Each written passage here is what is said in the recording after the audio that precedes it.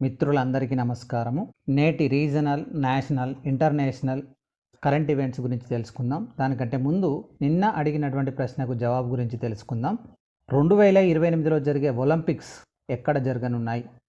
Answer Los Angeles. మరి ఆలస్యం చేయకుండా నేటి టాపిక్లోకి వెళ్దాం. డాక్టర్ పావులూరి సుబ్బారావుకు ఆర్యభట్ట అవార్డు. అనంత్ టెక్నాలజీస్ వ్యవస్థాపకుడు, chairman doctor Pavuluri Subbarao aeronautical society of India ASI Aryabhata అవార్డును సత్కరించింది. ఏఎస్ఐ డిస్టింగ్విష్ ఫెలో గుర్తింపు కూడా ఇచ్చింది. మన దేశంలో ఆస్ట్రోనాటిక్స్ రంగంలో విశేష సేవలు అందించినందుకు గాను డాక్టర్ పావులూరి సుబ్బారావుకు ఈ అవార్డు దక్కింది. ఏఎస్ఐకి అధ్యక్షుడిగా ఉన్న ఇస్రో చైర్మన్ ఎస్ సోమనాథ్, ఇస్రో మాజీ చైర్మన్ డాక్టర్ కిరణ్ కుమార్ చేతుల మీదుగా ఆర్యభట్ట అవార్డును డాక్టర్ పావులూరి సుబ్బారావు అందుకున్నారు. ఆయన గతంలో భాస్కర్ అవార్డు లభించింది. ఈ 2 అవార్డులను దక్కించుకున్న అరుదైన శాస్త్రవేత్తగా ఆయన గుర్తింపు సాధించారు. డాక్టర్ సుబ్బారావు ఇస్రోలో శాస్త్రవేత్తగా పనిచేశారు. 1992లో అనంత్ టెక్నాలజీస్ను ఏర్పాటు చేశారు. ఇస్రోతో పాటు మన దేశంలో రక్షణ అవసరాలకు అనువైన అత్యాధునిక ఏవియానిక్స్ పరిశోధన అభివృద్ధిలో ఈ సంస్థ క్రియాశీలక పాత్ర పోషిస్తుంది. ఈ సంస్థకు హైదరాబాద్, బెంగుళూరు, తిరువనంతపురంలలో పరిశోధన, అభివృద్ధి, తయారీ కేంద్రాలున్నాయి. ఇస్రో చేపట్టిన 98 ఉపగ్రహాలు, 78 రాకెట్ ప్రయోగాల్లో అనంత్ టెక్నాలజీ భాగస్వామిగా ఉంది. ఈ టాపిక్ మీద ఎటువంటి ప్రశ్నలు వస్తాయో తెలుసుకుందాం, చూద్దాం. ఏ రంగంలో కృషి చేసినందుకు పావులూరి సుబ్బారావుకు ఆర్యభట్ట అవార్డు ఇచ్చారు? ఆస్ట్రోనాటిక్స్. ఏ రంగం? జవాబు వచ్చేసి ఆస్ట్రోనాటిక్స్. ఆర్యభట్ట, భాస్కర లాంటి 2 అవార్డులు సాధించిన అరుదైన వ్యక్తి ఎవరు? పావులూరి సుబ్బారావు. మరి 3వ ప్రశ్న వచ్చేసి అనంత్ టెక్నాలజీ సంస్థకు భారతదేశంలో ఎక్కడెక్కడ సెంటర్స్ ఉన్నాయి అంటే జవాబు వచ్చేసి హైదరాబాద్, బెంగుళూరు మరియు తిరువనంతపురం. మన తర్వాత టాపిక్ వచ్చేసి మన భారతదేశ జనాభా 144 కోట్లు యుఎన్ఎఫ్పిఏ నివేదికలో అంచనా. దేశ జనాభా ఏడాదికి సుమారుగా 144 కోట్లు ఉంటుందని United nations population fund UNFPA state of world population 2024 నివేదికలో అంచనా వేసింది. అందులో 24% మంది 0 నుంచి 14 ఏళ్ల వయసు వారేనని పేర్కొంది. 10 నుంచి 19 ఏళ్ల వయసు ఉన్నవారు 17% మంది, 10 నుంచి 24 ఏళ్ల వయసు ఉన్నవారు 26%, 15 నుంచి 64 ఏళ్ల వయసు ఉన్నవారు 68%, 65 ఏళ్ళు ఆపై ఉన్నవారు 7% ఉండవచ్చని నివేదికలో తెలిపింది. పురుషుల జీవితకాలం 71 ఏళ్ళు కాగా స్త్రీల జీవితకాలం 74 ఏళ్ళు ఉంటుందని తెలిపింది. 144.17 కోట్ల జనాభాతో భారత్ అగ్రస్థానంలో, 142.5 కోట్లతో చైనా 2వ స్థానంలో ఉంటాయని వెల్లడించింది. అలాగే 2006-2023 మధ్య బాల్య వివాహాల శాతం 23గా ఉండగా ప్రసూతి మరణాల రేటు గణనీయంగా తగ్గింది అని నివేదికలో స్పష్టం చేసింది.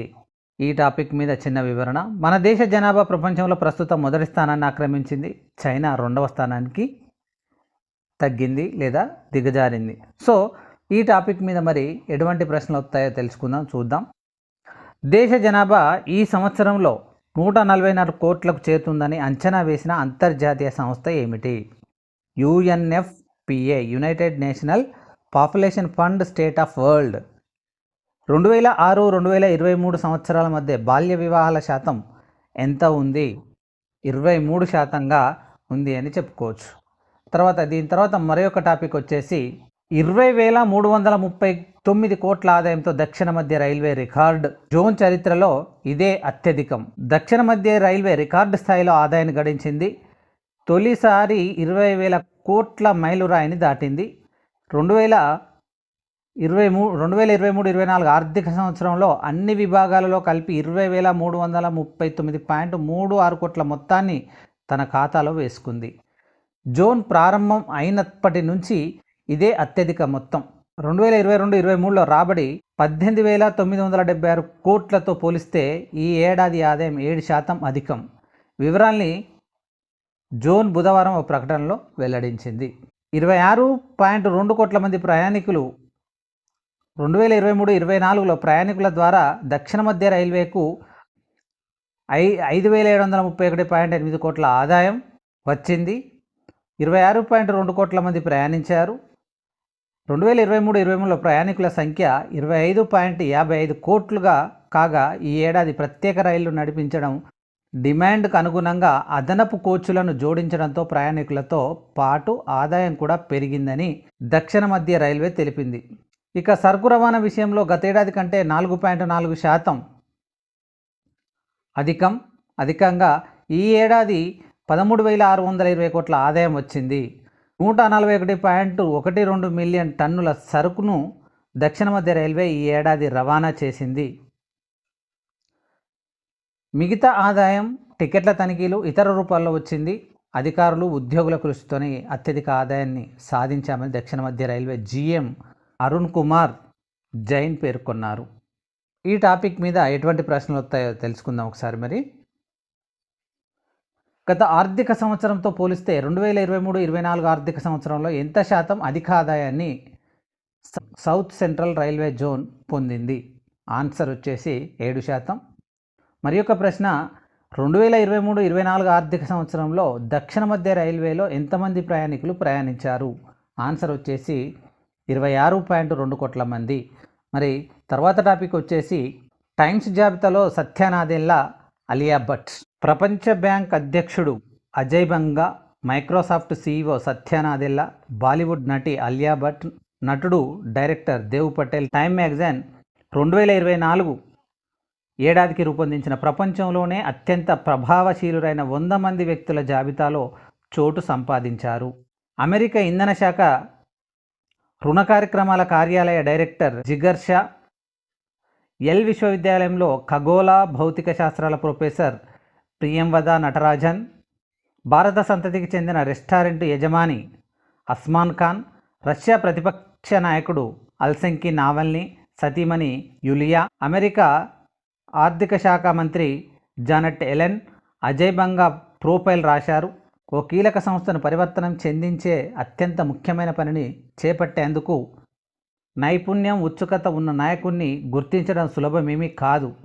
కానీ గత జూన్లో ప్రపంచ బ్యాంక్ అధ్యక్షుడైన తర్వాత అజయ్ బంగా ఆ పనిని చేసి చూపించారు. అందులో కొనియాడారు. సత్యానాదెల్లను ప్రస్తావిస్తూ ఆయన మన భవిష్యత్తును తీర్చిదిద్దడంలో తీవ్ర ప్రభావం చూపుతున్నారు, మానవాళికి అది మంచి విషయం కూడా అని టైమ్స్ మ్యాగజైన్ పేర్కొంది. ఈ టాపిక్ మీద మరి ఎటువంటి ప్రశ్నలు వస్తాయో చూద్దాం. టైమ్స్ పత్రిక రూపొందించిన ప్రపంచంలోనే అత్యంత ప్రభావశీలురైన 100 మంది వ్యక్తుల జాబితాలో చోటు ఇవ్వబడిన మైక్రోసాఫ్ట్ సీఈఓ గురించి టైమ్స్ ఎటువంటి ప్రస్తావన చేసింది? జవాబు వచ్చేసి భవిష్యత్తును తీర్చిదిద్దడంలో తీవ్ర ప్రభావం చూపుతున్నారు. రెండవ ప్రశ్న వచ్చేసి టైమ్స్ జాబితా 2024లో చోటు సంపాదించిన బాలీవుడ్ నటి పేరేంటి? ఆన్సర్ వచ్చేసి ఆలియా భట్. దీని తర్వాత మరి ఒక టాపిక్ ఏంటంటే అధిక సమయం ఆన్లైన్లో ఉంటే పిల్లలు బడికి గైరాజరయ్యే ముప్పు అధికం. ఫిన్లాండ్లో నిర్వహించిన అధ్యయనంలో వెల్లడి. ఫిన్లాండ్ గురించి చిన్న వివరణ తెలుసుకుందాం. ఫిన్లాండ్ చాలా చిన్న దేశం అయినప్పటికీ విద్యార్థులకు ఆనందకరమైనటువంటి విద్యను అందించడంలో ప్రపంచంలో మొదటి వరుసలో ఉంది. అంతేకాదు సంతోషకరమైన జీవితాన్ని పొందడంలో కూడా ప్రపంచంలో మొదటి స్థానంలో ఉంది. కాబట్టి ఫిన్లాండ్ దేశం నిర్వహించిన సర్వేను మరియు రిపోర్టును జెన్యూన్గా భావించుకుందాం. తగినంత నిద్ర, వ్యాయామం, తినడం వంటివి తగ్గించి పిల్లలు అధిక సమయం ఆన్లైన్లో ఉంటే పాఠశాలకు గైరాజరయ్యే ముప్పు పెరుగుతుందని ఫిన్లాండ్లో నిర్వహించిన తాజా అధ్యయనం ఒకటి వెల్లడించింది. బాలుర కన్నా బాలికలకే పరిమితికి మించి ఇంటర్నెట్ వినియోగిస్తున్నారని పేర్కొంది. అయితే బాలికల కన్నా బాలురే ఎక్కువగా బడి ఎగ్గొడుతున్నారని, బాలికలు వైద్య సంబంధిత కారణాలతో అధికంగా పాఠశాలలకు హాజరు కావడం లేదని చెప్పింది. ఈ మేరకు 86,000 పైచిలకు 14 నుండి 16 వయసున్న పిల్లల డేటాను విశ్లేషించిన హెల్సింకి విశ్వవిద్యాలయ పరిశోధక బృందం తాము గుర్తించిన అంశాలను archives of disease in childhood జర్నల్లో ప్రచురించింది. అధికంగా ఆన్లైన్పై సమయాన్ని వెచ్చించడం వల్ల పిల్లల్లో 38% ఎగ్గొట్టే ప్రమాదం ఉందని, వైద్య సంబంధ కారణాలతో గైరాజరయ్యే ముప్పు 24% ఉందని వెల్లడించింది. బాలికల్లో 96% మంది బాలుర కన్నా అధికంగా ఇంటర్నెట్ వాడుతున్నారని పేర్కొంది. అలాగే 3వ వంతు మంది పిల్లలు 8 గంటల కన్నా తక్కువ నిద్రపోతున్నారని, దాదాపుగా అంతే మంది వ్యాయామం కూడా తక్కువగానే చేస్తున్నారని గుర్తించింది. మరి ఈ టాపిక్ మీద ఎటువంటి ప్రశ్నలు వస్తాయో తెలుసుకుందాం. బడికి విద్యార్థుల హాజరు గురించి సర్వే నిర్వహించిన ఫిన్లాండ్ దేశానికి చెందిన హెల్సింకి యూనివర్సిటీ ఏ సంవత్సరాల మధ్య వయసున్న విద్యార్థుల మీద సర్వే నిర్వహించింది? జవాబు వచ్చేసి 14 నుండి 16 సంవత్సరాల మధ్య ఉన్నటువంటి విద్యార్థుల మీద నిర్వహించడం జరిగింది. మరి రెండవ ప్రశ్న వచ్చేసి అధికంగా ఆన్లైన్లో సమయాన్ని వెచ్చించే విద్యార్థులు బడి ఎగ్గొట్టే అవకాశం ఎంత శాతం ఉందని ఫిన్లాండ్ దేశ యూనివర్సిటీ రిపోర్టు పేర్కొంది? జవాబు వచ్చేసి 38% ఆన్సర్. మన తర్వాత టాపిక్ వచ్చేసి అత్యంత ప్రభావశీలుల జాబితాలో సాక్షి. టైమ్ మ్యాగజైన్ 2024 అత్యంత ప్రభావవంతమైన వ్యక్తుల జాబితాలో భారత రెజ్లర్ సాక్షి మాలిక్ చోటు దక్కించుకుంది. భారత రెజ్లింగ్ సమాఖ్య WFI మాజీ అధ్యక్షుడు బ్రిజ్భూషణ్ శరణ్ సింగ్పై పోరాటానికి గాను సాక్షికి ఈ గౌరవం లభించింది. మహిళా రెజ్లర్ లైంగికంగా వేధించాడనే ఆరోపణతో అధ్యక్షుడిగా ఉన్న బ్రిజ్భూషణ్కు వ్యతిరేకంగా నిరుడు జనవరిలో సాక్షి ఉద్యమం మొదలుపెట్టిన సంగతి తెలిసింది. మరి ఈ టాపిక్ మీద ఎటువంటి క్వశ్చన్ వస్తుందంటే టైమ్ మ్యాగజైన్ అత్యంత ప్రతిభాశీలుల జాబితాలో చోటు దక్కించుకున్న భారత రెజ్లర్ ఎవరు అంటే ఆన్సర్ వచ్చేసి సాక్షి మాలిక్.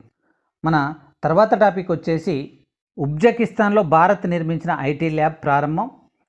ఉజ్బెకిస్తాన్లో భారత్ నిర్మించిన అత్యాధునిక సమాచార సాంకేతిక ఐటీ ప్రయోగశాలను భారత army chief general Manoj Pandey బుధవారం ప్రారంభించారు.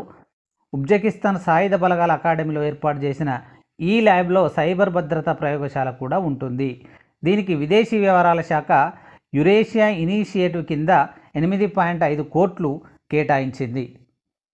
మరి ఈ టాపిక్ మీద ఎటువంటి ప్రశ్న వస్తుందో తెలుసుకుందాం. ఉజ్బెకిస్తాన్లో భారత్ నిర్మించిన ఐటీ ల్యాబ్ను ప్రారంభించింది ఎవరు? జవాబు వచ్చి ఆర్మీ చీఫ్ మనోజ్ పాండే. తర్వాత question, what is the capital city of the Uzbekistan? ఆన్సర్ను మీరు కామెంట్ రూపంలో పెట్టండి. ఒకసారి ఓవర్వ్యూ చూద్దాం. ఇవాళ మన మొదటి టాపిక్ వచ్చేసి డాక్టర్ పావులూరి సుబ్బారావుకు ఆర్యభట్ట అవార్డు. తర్వాత టాపిక్ వచ్చేసి దేశ జనాభా 144 కోట్లు UNFPA నివేదికలో అంచనా. తర్వాత టాపిక్ వచ్చేసి 20,330 కోట్ల ఆదాయంతో దక్షిణ మధ్య రైల్వే రికార్డ్. జోను చరిత్రలో ఇదే అత్యధికం. టైమ్ జాబితాలో సత్యనాదెన్ల, అలియా భట్. అధిక సమయం ఆన్లైన్లో ఉంటే పిల్లలు బడికి గైరాజరయ్యే ముప్పు అధికం. అత్యంత ప్రభావశీలుల జాబితాలో సాక్షి. ఉజ్బెకిస్తాన్లో భారత్ నిర్మించిన ఐటీ ల్యాబ్ ప్రారంభం. ఇవి ఈరోజు మనం డిస్కస్ చేసినటువంటి కరెంట్ ఈవెంట్స్. ధన్యవాదములు.